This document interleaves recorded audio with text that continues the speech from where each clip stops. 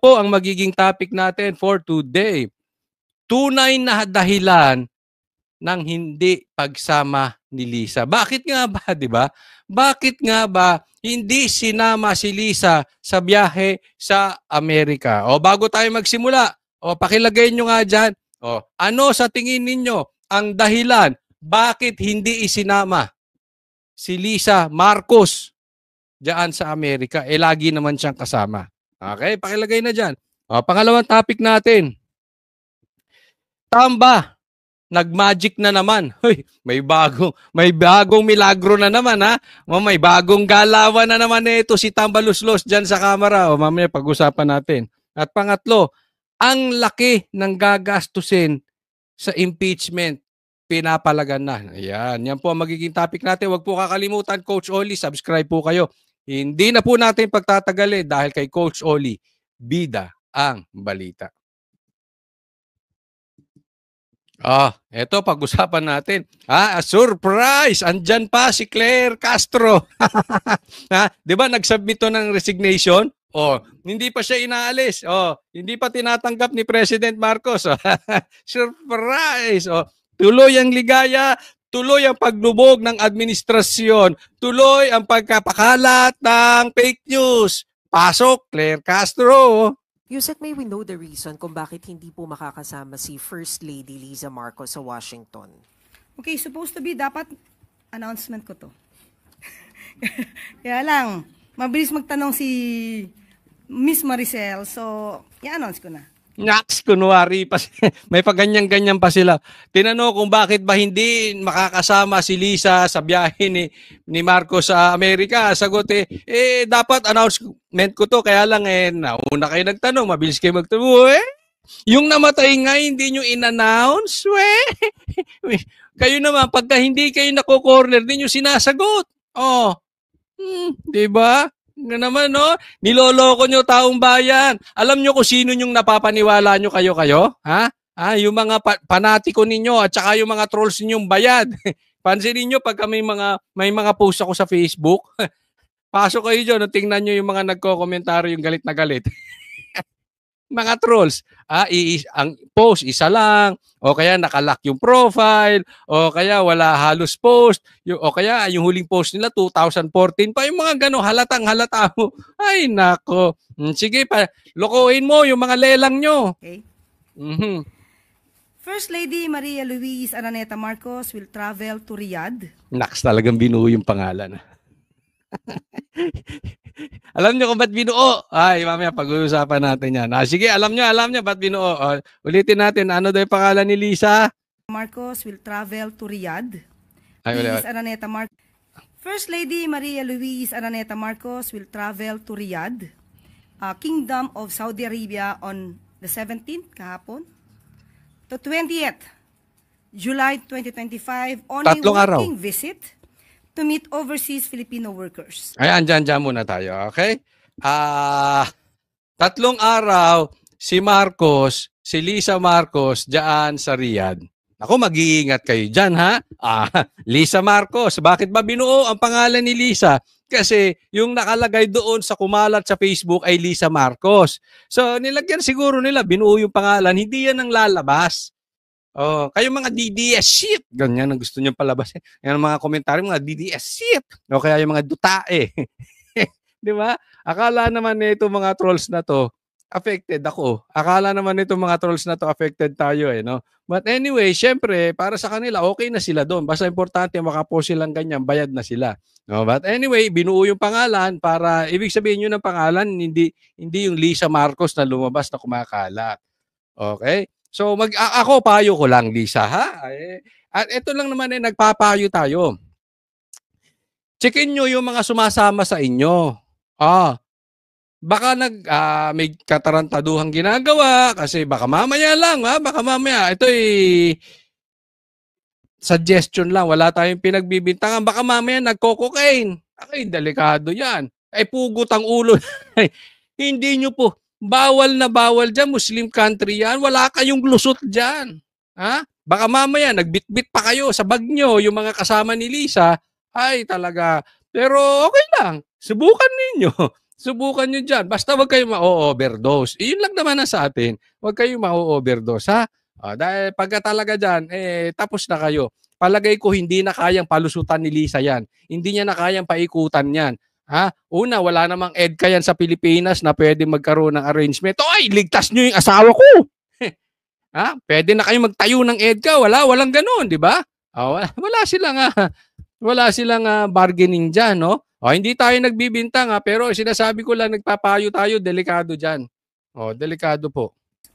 The First Lady's itinerary includes a visit to the OFW and OWA Servicio Caravan, a one-stop government outreach that offers government services to OFWs, including legal aid, financial support, and welfare counseling to OFWs and their families. Ayan, maliwanag, okay? Ang daming palaman ni Claire. Marami raw gagawin si Lisa dyan sa 3 araw na yan.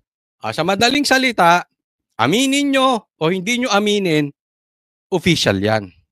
Ngayon, baka mamaya, may mamatay na naman, nakasama ni Lisa, o sabihin nyo wala sa entourage. Baka yung asawa. Di ba? Baka naman, kung sakaling may mamatay na naman dyan, cocaine news man o hindi man cocaine, basta may namatay, nakasama ni Lisa. Whether kasama sa entourage o hindi, o asawa ng staff ni Lisa, o asawa ng gobyerno, kasi this is official. Okay? Bayad ng gobyerno yan. Bayad ng mga Pilipino yung biyahe niyan dahil official yan eh. Sino ang gagastos dyan? Mga Pilipino, kukunin sa tax. May bago na naman tax ngayon si Recto. Tama o tama-tama? Di ba? So baka mamaya may mamatay dyan, sasabihin nyo personal. Sasabihin ng PCO secretary, personal yan, wag natin pakialam. Teka, hindi mo pwede yan. Kasama sa biyahe ng First Lady, asawa ng presidente, whether empleyado siya o officer siya ng gobyerno o hindi, kasama siya dyan. Asawa siya ng isang opisyalis. So wag nyo na kaming paikot-ikutin. Ang naloloko nyo lang yung mga trolls nyong panatiko. Ang mga maloloko nyo lang yung mga tanga-tanga. Hindi nyo kami kayang lokohin. Okay? Nagpapayo lang tayo. Baka may mamatay dyan. Sana naman magpaliwanag, Claire. Kasi alam nyo, ito issue talaga dito. May mga lumalabas na balita na nahimik kayo. But the fact remains, di umano, may patay. Asawa ng isang opisyal ng Pilipinas na kasama ng First Lady. Tama o tama-tama. At may cocaine news. Bago na bago. Kasi pangalawang buhos na to eh. Drug overdose ang sinabi. Wala kayong paliwanag. Lumipas ang ilang buwan. Lumabas ngayon ulit. Ibang lumabas sa balita, ibang binalita ng Net25. Di ko nga rin naman maintindihan tong Net25 to the rescue agad. Anyway, magkaiba naman eh. Okay? Magkaiba daw yung dokumentong nakuha ng Net25, iba naman daw yung prinisinta sa social media. But anyway, in any case, antay lang po kayo.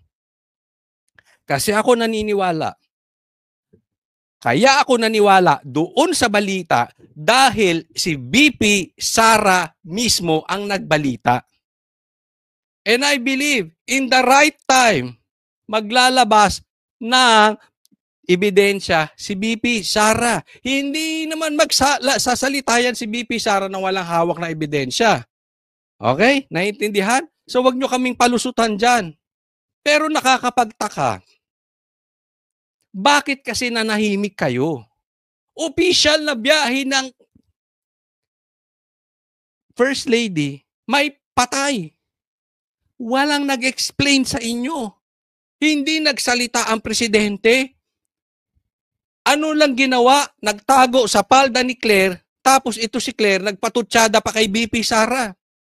Hindi kayo dapat nagagalit doon sa nag-a-announce. Huwag kayong magalit doon sa messenger. Dapat sinasagot nyo yung message, yung mensahe. May patay. Dapat in-explain yung mabuti kung anong nangyari doon. Wala kayong ginawang explanation. Binanata nyo lang si Sara. Kaya ang tao ngayon nag-iisip. At yung katahimikan nyo sa balita, hindi natin masisisi ang taong bayan. Bakit naniniwala na drug use yun na nandoon si Lisa mismo sa kwarto kung saan namatay yung tanto ko? And even me, I choose to believe what Sarah told us. I choose to believe na yung katahimikan ay guilty sila. Dahil kung wala kang tinatago, ako halimbawa, yung First Lady, asawa ko, ako presidente, yung First Lady, bumiyahe ng Amerika, may namatay. Una kong gagawin, haharap ako sa media. And then sasabihin ko, I will take drug test together with my wife, together with my family. That we are not involved in any way of any drug use. But nevertheless, ine-explain ko bakit namatay, humihingi ako ng dispensa dahil yan po ay wala man sa entourage pero kasama naming bumiyahe. Walang ganun eh. Kung ganun ang explanation, mag-iisip yung tao, hindi talaga kasalanan ng first family. Pero yung nanahimik, tapos ganun ang lumabas na balita, bigyan ko kaya magandang halimbawa. Sinabi ni PRRD, bangag si Marcos. Tumitira ng cocaine si Marcos. Sinagot nyo ba? Hindi. Anong ginawa nyo? Binabanatan nyo lang ang Duterte. Pero hindi nyo dininay, hindi nyo inadmit kung kayo ay gumagamit. Hindi kayo nagbigay ng patunay na drug test. Tinakbuhan nyo ng tinakbuhan yung challenge. Same scenario dito. Bakit kayo tahimik? Naintindihan po? Now, eto pa. Kung hindi ako nagkakamali, isa to sa napaka-unique na sitwasyon. Bumiyahe papuntang Amerika. Si BBM hindi kasama si Lisa. Remember, nung una na lumabas, pumutok itong balita na ito. Anong sinabi ko sa SMNI? Kung hahanapin nyo, makikita nyo, mapapanood yan. Challenge ko. Sabi ko, naniniwala ako sa pagpunta ni BBM sa Amerika, hindi kasama si Lisa. Sinabi ko na at that point. Pangalawa, kaya nga hinahamon ko, Lisa, if you are not guilty, sumama ka sa Amerika. Bakit hindi ka sumama? Hamon ko na po yan. Pagputok pa lang, paglabas ng pangalawang surge ng balita na may namatay kay Tanto ko. At alam na nating babiyahe si Marcos. Sumama ka. Yan ang challenge ko kasi alam ko na hindi sasama si Lisa. Yun ang tanong doon eh. Nagkatotoo, bakit nga hindi sumama si Lisa? Nakakaduda, di ba? Pag titignan nyo, bakit hindi ka sumama, Lisa?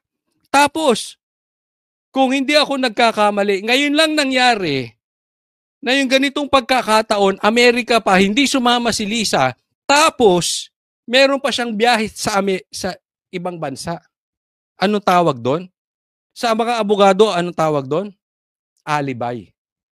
Para hindi mapitik, bakit hindi sumama si Lisa? Walang dahilan para hindi siya sumama. Yan ang aking opinion. At yan ang pinapaniwalaan ko. Kaya gumawa ng biyahe itong si Lisa para hindi mapuna ba't hindi siya sumama.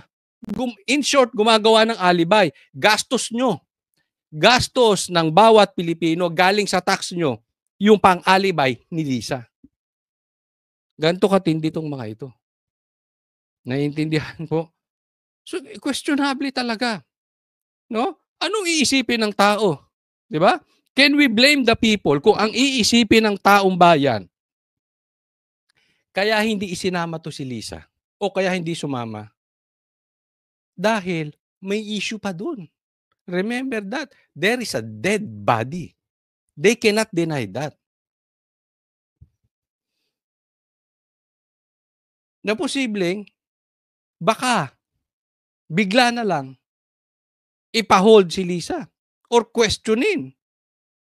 Better yet, punta ka doon sa bansa na hindi ka pwedeng ma-hold. Walang control ang Amerika. Kasi baka mamaya pagdating doon, tupakin, hindi magkasundo sa meeting si Trump tsaka si Marcos. Oh. Siyempre, alam mo ang tao, takot yan sa sariling mundo. Di ba? Ang magnanakaw galit sa kapwa. Di ba? Yung mga seloso, pansinin nyo, bakit seloso? Manloloko. Yung mga selosa, mag-iingat kayo sa mga selosa. Naku, marami akong alam na ganyan. Alam ba't selosa? Manloloka. Loka-loka. Ibig sabihin, sila mahilig mag-control ng sitwasyon eh. Baka mamaya, hindi magkasundo si Trump tsaka si BBM, kontrolin ni Trump yung ano. Hoy, silipan nyo yan. Baka ganon. Di ba? We do not know. Ang sa akin lang, bakit hindi pumunta ron si Lisa? Na dati naman niyang ginagawa na hindi naman nagkakasabay yung biyahe nilang parehas. Merong kinakatakutan si Lisa. Eto, sasabihin ko na agad ngayon. Lalo na pag hindi nagkasundo si Trump tsaka si BBM, hindi babalik si Lisa ulit doon kahit pumunta si BBM. Sinasabi ko na as early as now. Baka sabihin nyo, tsamba na naman eh. Yung sinabi ko doon sa SMNI, di ba? Nagkatotoo, hindi yung tsamba. Bakit ko nasasabi? Hindi ko sinasabing matalino ko. Ang pinupunto ko rito, halatang-halata na yung galawan na itong mga ito. Katanga mo na lang kung hindi nyo alam. Panatiko na lang kayo. Di ba? It's very obvious bakit tayo magpa-drug test. Katanga mo na lang kung hindi mo alam kung bakit. Panatiko ka na lang ni Marcos, bakit? Bakit hindi agad in-announce, hindi nagpaliwanag si Marcos, si BBM? Hindi mo kailangan maging abogado para malaman mo yan. The First Lady will also visit shelters for distressed Filipino women, workers, and children. Ang dami niyang trabaho, no?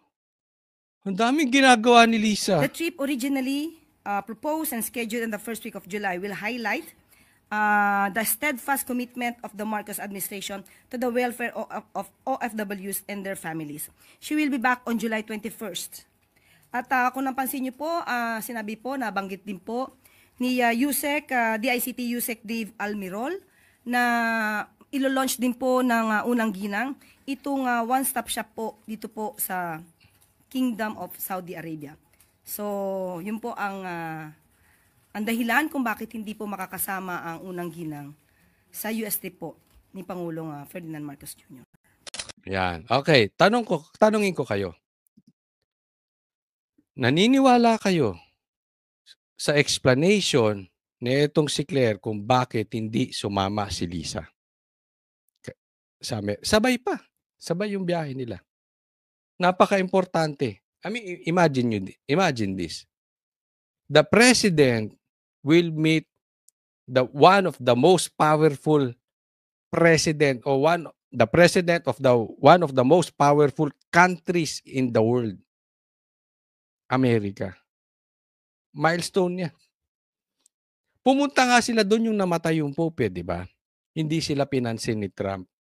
Yung ngayon pa, na meron talaga silang agenda na talagang yun ang pag-uusapan. It's about the Philippines. Hindi sumama. So tanong ko sa inyo, naniniwala kayo sa explanation ni Claire? Nilagay nyo dyan sa comment section kung bakit hindi sumama si Lisa considering meet up kay President Trump.